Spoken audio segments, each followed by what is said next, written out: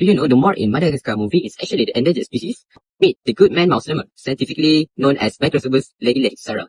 Its characteristics are reddish brown fur, white nose stripes, and large eyes and ears, and it also categorized as a mammalia. The species was discovered by a team of German and Malagasy scientists in 2005. They named it in honor of the good man for his significant contribution to understanding of Madagascar biodiversity. The meaning of the name is to incorporate the Malagasy word, which is lehi mean man, and Sara mean good, directly translating to the good man. It lives in the eastern rainforest of Madagascar, particularly in the Andasibe Mantadia region. It is a long way to go there from Malaysia. But here's the problem. This species is now endangered. In the next few minutes, we will explore its population trend, the threat it faces, and what can be done to save it, using real ecological concepts. Today I'll be explaining the population growth curve and biotic potential of mouse lemurs. In undisturbed habitats, mouse lemurs reproduce quickly, showing a J-shaped or exponential growth curve. This means their population can expand rapidly when resources are abundant and environmental pressure are minimal. However, as conditions change, the curve shifts toward an S-shape or logistic growth, where populations stabilize near the carrying capacity. Mouse lemurs have a high biotic potential. They breed seasonally once per year, and female give birth to 1 to 3 mouse lemurs. Although juvenile survival is only moderate due to predation and environmental stress, their short generation time and early maturity allow populations to rebound quickly. Environmental resistance factors play a major role in limiting growth. Predators such as outdoor snakes, diseases, and especially habitat loss from deforestation and human activity reduce survival rate. Climate change and fragmentation further lower the carrying capacity, meaning fewer resources and shelter available. So, in summary, mouse lemurs demonstrate strong reproductive potentials, but environmental resistance ensures their populations balance near the carrying capacity rather than growing unchecked. Do you know what factors causing endangerment? First is habitat loss. Large areas of Madagascar are being cut down for agriculture, logging, and human settlement. Most lemurs depend on forests for food and shelters. When forests disappear, their living space becomes smaller and fragmented, making survival harder. Agriculture, for example, slash and burn farming. How it works. Farmers cut down trees in a forest area and the trees are burned to clear the land and produce ash, which act as a fertilizer. And then crops are planted for a few years. When soil fertility decreases, farmers move to a new forest area and repeat the same process. Next is logging. Logging is the process of cutting down trees for wood. Trees are cut for timber, building houses and furniture, firewood or charcoal. And there's two types of logging, which is the legal one, which is allowed and controlled by the government laws, and illegal one, which is cutting trees without permission. Next is human settlement. Human settlement is an areas where people build homes and communities. When population grows, more land is needed for houses, roads, schools, and also farms. Next is climate change.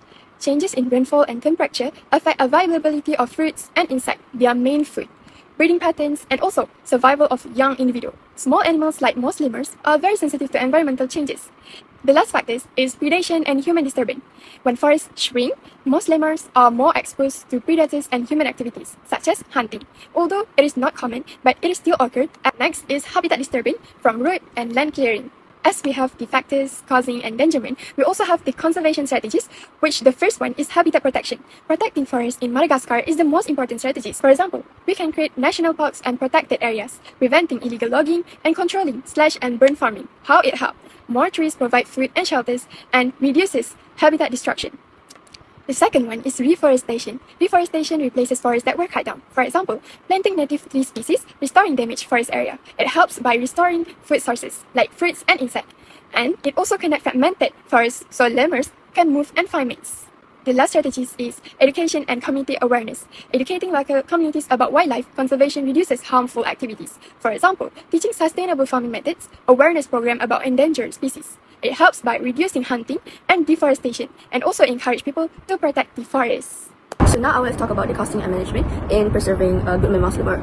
So first of all, the basic cost estimation for conservation measures. So part A, habitat protections, forest conservation. So the activities that we could do is protect forests from logging, create protected areas, restore degraded habitat. So the estimated cost for this is from 50,000 to 150,000 US dollars per year for patrols, restoration, and monitoring. So the reasons are the lemur depends on the Madagascar forest habitat. Part B, which is anti-poaching and forest patrol.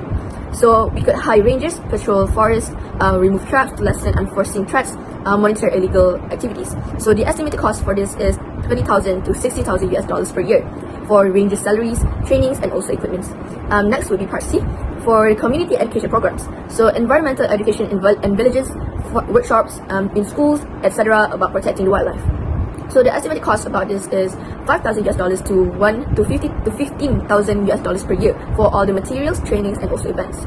And then for the last part, which is part D, for scientific research and monitoring. So we could do population surveys, tagging the animals, camera traps, and also ecological research. So the estimated cost for this is $10,000 to 40,000 US dollars per year, depending on equipment and also the researchers. Next is who manages the program. The conservation program should involve multiple groups working together. So, for example, the government, NGOs, local communities, and etc. So, for the government, Madagascar's environmental authorities can manage the protected areas and enforce wildlife laws. For NGOs, international conservation groups, for example, the Lemur Conservation Organization, can provide funding, research, and conservation expertise. And then for the local communities, the villages or those who live near the forest could help protect the forest by reporting illegal activities and participate in sustainable forest management. That is the timeline for actions. So for short-term actions, which is from 1 to 3 years, we could conduct population surveys of Goodman's mouse lemur. So start forest patrols, begin community awareness programs, install camera traps for monitoring. As for the long-term actions, which is 5 to 10 plus years, we could restore damaged forest habitats, expand protected areas, maintain continuous population monitoring, develop sustainable livelihoods for local communities, for example, ecotourism or sustainable farming. How success will be measured from this? So the conservation program will be considered as successful if the population size increases or remains stable, habitat area increases or is protected from deforestation, so lower rates of illegal logging or hunting, and also more community participation in conservation program. So scientists may also measure this through population surveys, camera traps, and also forest cover monitoring. To sum up, it is our responsibility to preserve the endangered species, which is Goodman mouse lemur, and take further steps to ensure the long-lasting species and prevent them from the extinction for the upcoming generation. After all, we do not inherit the earth from our ancestors, but we borrow it from our children. That's all from us. Thank you.